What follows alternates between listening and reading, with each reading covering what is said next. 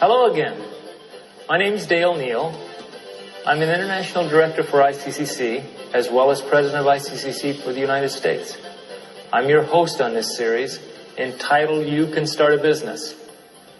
Our objective in this series is to help you realize that you, each one of you watching, can start a business. And we're simply providing some of the necessary concepts or tools it takes for you to do it. Our series consists of these topics: why go into business, spotting business opportunities, getting started, keeping going, first steps in marketing, managing money, organizing for growth, efficient operations and production, business ethics, and staying in business. Our tutor for this session is Mr. Lawrence Holt. Lawrence, welcome. Nice to see you again. We've reached the point where we can start to take the first steps in our new venture. This takes courage. This week, you're going to meet people from different cultures, from around the world. They've been where you are, but today they're successful in business. So listen and let them encourage you. What Dale said, it takes courage, is absolutely true. When I put together a lot of the topics that we heard of earlier for this series, I didn't originally think of putting in anything on encouragement. But then I realized it didn't matter how many tools we've given you, how many excellent guidebooks, unless at the end of the day you had the motivation to see it through, nothing was going to happen. So that's why we've included this week's session called Keeping Going. We've already given you a lot of information. But in addition to this video series, we've created a study guide entitled You Can Start a Business. We would encourage you to get this from the local distributor of this programming and use it as an effective tool in the process. So, let's get started. I thought before we got underway this week, it'd be good to review some of the basic principles we've been trying to get over. First and foremost, there's one underlying principle that always needs to apply, and that is, he should be greatest who is servant of all. Good business practice is about serving one's neighbour, and that principle applies in all cultures and in all types of business. The other key principle we've tried to get over is the thought that we need to set off. It's no good just sitting down and thinking about these things. We need to get going. I'm sure you know the proverb, the march of 1,000 miles begins with the first step. We truly learn something when we have a go. The other thing we need to know is that making a mistake or failure is not the end of the road. Every time we have a failure, all that happens is we've actually learned another thing that doesn't work. So we need to keep trying and try again. This week we're going to move on and think about those things that we need to do to actually get started, to get underway. Just think of some of these things as possible first steps. Maybe you've got to make some trial products. Maybe you've got to test market those. Maybe you've got to raise a loan, if finance is the number one thing you need to think about. Maybe you've got to legally incorporate your business before you get underway. Or there might also be governmental or statutory things you've got to fulfill, such as fire regulations or work employment conditions. In addition, you might need to think about marketing information or special tools you've got to buy or machinery. Other things that might come to mind are record keeping, filing. Absolutely essential. In many cultures, you have to keep records for at least 7 years of your business activity, your accounts. Maybe there are special communication needs, mobile phones. What about transport or things like security? That's enough from me at the moment. Let's hear from different people around the world to see the steps they used when they got started in their business. I am Mrs. Henrietta Ekikoka, the Managing Director of Crest Danas Limited. We have our main office in Lagos, Nigeria. We specialize in outdoor catering as well as industrial catering. My initial business idea was to limit myself just to catering for people who wanted our services for outdoor parties. To tell you how much this business has grown, in 1994, March, I had just 6 staff on full-time basis. But now, I have over 120 staff since 1984. When I moved into industrial catering proper, I had just over 1,000 plates and few other equipment, and about 500 sets of cutlery, and about 500 glasses. But today, I have over 10 times that. But now we have so much industrialized that everywhere we work, our customer provide us with the equipment we require. At the moment, we are running this Shell restaurant, which provides meals over 400 plates daily at the Marina office in Lagos. We also run the restaurant of Guinness Glass Limited, Agbara, in Ogun State. And we run 3 shifts there and provide over 600 meals daily. We also service the Corona School, Agbara, and we provide meals for over 300 students daily. So we go all over Nigeria, wherever we are called to do our duty.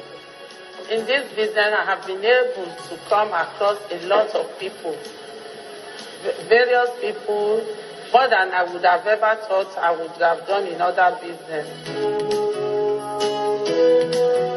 My name is Bill Peters. I run a lettings and property management agency. We let and manage properties mainly for people who are working overseas for a few years. We basically, whilst they're away, we look after their property, we let them, we look after the maintenance, deal with all the financial aspects, and deal with the complete day-to-day running of them. Yeah, the business has been in existence for 7 years now. We started off in the corner of our bedroom. At that time, I think we had 1 computer, and that was it, really. We started off with nothing else. Other than contacts, a few contacts that we had, we did little in the way of advertising or marketing, and we just relied upon contacts who slowly brought properties to us, one by one. We were keen to be in business. We wanted to be working for ourselves. And we started a property management company because that was my experience. Because I'd been working for a property management company. I was actually managing the department at the time and felt that we could do the job a lot more efficiently than we were at the time. I put proposals to the company I was working for, but they really weren't that keen on implementing them, and so I felt, well, if they're not prepared to do it, maybe I could go and do it myself. And that really was what first planted the seed. And our primary role as stewards of the business, I think, is towards the customer, actually providing a service that the customer wants and needs. And that means actually looking to see particularly what the customer needs. We genuinely believe in the quality of service that we're providing. We believe that the service we provide is better than a lot of our competitors. We also believe that there are ways in which we can improve it yet further. We can be even better. None of us are perfect. We want to provide the best possible service that we can, but we accept the fact that we do make mistakes. And I don't think anybody minds you making a mistake. But the key thing is actually how you deal with that mistake. Are you going to try and cover up the mistake and try and get yourself out of it? Or are you simply going to own up to the fact that, I'm sorry, we've made a mistake, I apologise, how can we solve it? And very often what we have found is that by taking that stance and working through the problem, very often you will end up with a customer who's going to be a lot more loyal than he was beforehand, because he knows that he can trust you. Before we find out more information from different people's experience from around the world, we need to know a couple of very important things which have been highlighted from recent research. Florence has been looking into this for us. In 1994, some very significant research results were published. They demonstrate some very important truths for those seeking to develop their own business. A book called Built to Last by James Collins and Jerry Porras traces the long-term performance of companies. They call them visionary companies. The period considered was from 1926 through to 1990. While they demonstrated very good long-term performance, all of these businesses faced serious failure and virtual extinction at some point in their history. Some of them have faced it several times. Let's think of Boeing, for example. They almost failed in the 30s, in the 40s, and again during the 70s. Yet today, they're one of the biggest, if not the biggest, success in the whole aviation industry. Sony, too. They've had repeated product failures during the first 5 years of life, 1945 to 1950. And again in the 70s, they saw their beta format, in terms of video, lose out to VHS in the battle for market dominance. But despite these setbacks, these companies have shown excellent long-term performance. What's more, their initial start-up phase in early history teaches us some very important lessons. Number one, the idea it takes a great idea to start a great company is not true. Most great companies started with relatively ill-defined ideas, even sometimes with failures. It's also rare for them to have startling early success. So the first thing we need to understand, or the first myth we need to get rid of, is that it takes some great idea to start a company. And also, success often comes slowly. It's a bit like the hare and the tortoise. But it's often the tortoise companies that win in the end. So we'd say to you, don't despise the day of small beginnings, particularly if your ideas maybe seem rather ordinary. The idea that brilliant or complex strategic planning brings the breakthroughs or the major breakthroughs with most companies is another myth. It's not true. Most companies make their best moves by experimentation, some sort of trial and error, and quite often even by accident. Also, successful companies don't usually begin with a breakthrough concept. The initial ideas are often quite ordinary and sometimes fail. So overemphasis on planning, analysis, can actually inhibit growth. Most successful development comes through a significant amount of trial and experimentation. Tom Peters has a good example of this principle in one of his books. I think it was In Search of Excellence. And he pointed out that if you have two jam jars, one with flies in and the other with bees, and you point both of them with the glass ends towards the light, when you take the lids off, the flies will escape very quickly. But many of the bees will actually die trying, because they will continually try to move towards the light. That's because they're more intelligent than flies. They don't just take random action, they do what they think's right.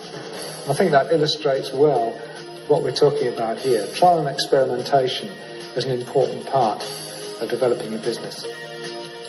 The third myth is that successful companies exist primarily to maximize profits. This is just not true. Successful companies pursue a whole cluster of objectives, of which making money is only one, but not necessarily the primary one. Yes, they seek to make a profit. Indeed, they have to survive. Nevertheless, they're equally guided by a set of values, a sense of purpose way beyond just making money. Building a business can be like to building a house. To stand up in the storms and floods that come, a house must have a very good foundation. Let me give you an example for a moment. I've been staying while we're making these videos with a friend in Los Angeles. And Los Angeles suffered quite a severe earthquake a few years ago, as you know. And my friend's apartment is on the 32nd floor. And the foundations of that building are so strong they can sustain it even in the midst of earthquakes. In fact, my friend tells me the whole building can actually move 14 feet at the top in an earthquake. So to stand, your business has got to have good foundations. The problem is often that our motivation is wrong in going into business. So what we have to check out this week is to maybe have a look in our heart, in a sense, and see, well, why am I doing this? Is it to be rich and famous, and then I can be lazy and retire in the sun for the rest of my life? Or is my main motive to find some way of serving my neighbour in an effective way? It is written that no one can serve two masters. Money is a useful servant, but it's a deadly master. The problem is money gives the appearance of promising security and success, but it's really an illusion. Our goal shouldn't be making money. It should be the use of our abilities to be effective servants and provide a good service. Let's look at the diagram on the board here. This simple diagram illustrates what I'm saying. On the one hand, we have a house here which is collapsing. Its foundations have failed because the main foundation was making money. That's a wrong foundation. This house here is standing up in the storms and floods of life because it's on a good foundation. You need to ask questions of yourself. What's driving you to start your business? The main consideration should be, is it going to make a good contribution to society? Is it a real service? So what we're saying is that it's important to get our foundations right. If we start building our business based on a myth rather than the truth, we're very likely to have problems. Apart from laying a good foundation, truth has another benefit. It brings freedom. We can be free from thinking, I must have a brilliant idea before I can start a business. Also, freedom from fear of not stepping out. Experimentation is okay and absolutely normal. So let's return now to the people we met earlier and hear in more detail how they overcame some of the obstacles which got in their way. The problem we've always had initially and as well as the present time is staffing. Getting honest staff is very difficult, and getting staff who really want to work for what they are being paid is very difficult. That has always been a problem, and that has been an initial problem. At the moment, we have 120 staff, well qualified in their various capacity, either as waiters or as cooks or as chefs. And what we determined to do when we knew we were having difficulty in getting good staff is that we had to bring our salary up to the going rate in oil industry, so that even when our staff are not working with us in the oil industry, we still pay them the same range of salary as we pay those in the oil industry. Whatever they do, the customers should be in their priority list. That they are going out to work there to give them the best service. And then you go out at any time you want to do your marketing, ensure that you buy the best ingredients available, and never to cut edge at all. We have done things the wrong way around. We started in business really without doing much research, and it's only, 6-7 years later that we started to do the research that maybe we should have done at the beginning. There is no question that you do need to look carefully at your competitors, and you need to assess realistically how you match up to them. Are you actually as good as them?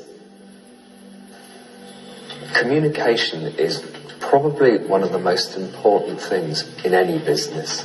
Obviously, communication with your customer, suppliers, but certainly communication amongst staff is important. It's important that your staff understand why you're in business, what you're wanting to achieve, how you're wanting them to interact with your customers. It's also important from a morale point of view. It's also important from a training aspect as well, that your staff understand actually the level of service that you're wanting to give and actually how that's going to be achieved. Someone once said that it's a lot easier to be honest than it is to lie. If you're honest and truthful in everything that you say, then really you haven't got to remember anything. You know that you're never going to contradict yourself. To customers, we believe that if we are going to provide a quality service, then we do need to be honest with them. In so many cases, we have dealt with customers who have been upset by the service that they've been provided with by other companies, simply because they haven't been able to get answers out of those companies. The other thing that is vitally important is to look at the market itself. Is there actually a market for the goods or the services that you want to provide? And if there is a market, well, actually, where is the market and how are you going to reach it? We perhaps didn't look at that side really at all when we started out. And it's something that we're very much having to do now, to actually understand the market that we're working in. I think one other thing that we also ought to say is that it is very important that you do look at your own product and you do ask yourself serious questions. Is it a quality product? Is it actually going to meet the needs of your customer? Does it need improving? Be real with yourself.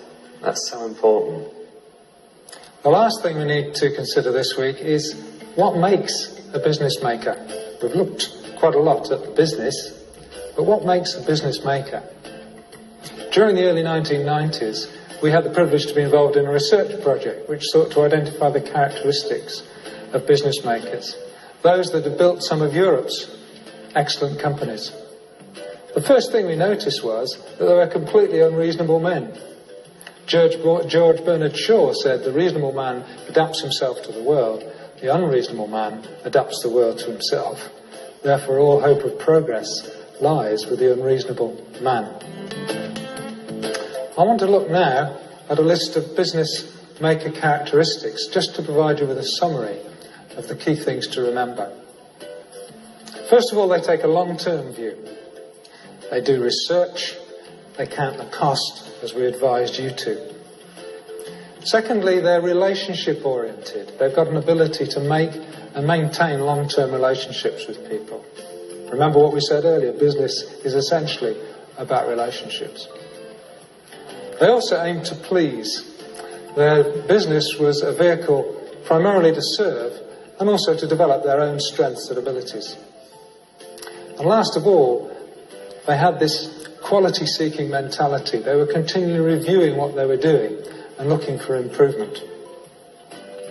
If you think about a successful athlete, it requires hours and hours of training, often working out on their own, and a lot of self-discipline, running on their own against the clock. I think we can conclude that the results of Collins and Porras's work, Built to Last, as well as our own study of excellent companies, basically came to the same conclusion. Successful business makers don't focus on beating the competition, but effectively beating themselves. They're continually seeking ways to do better next time.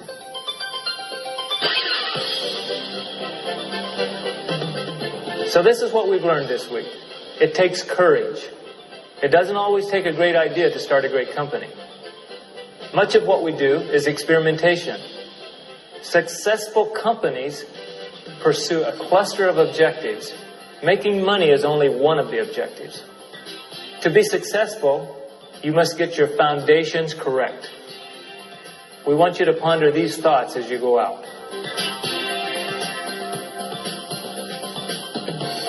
Your learning task for this week: check your plans.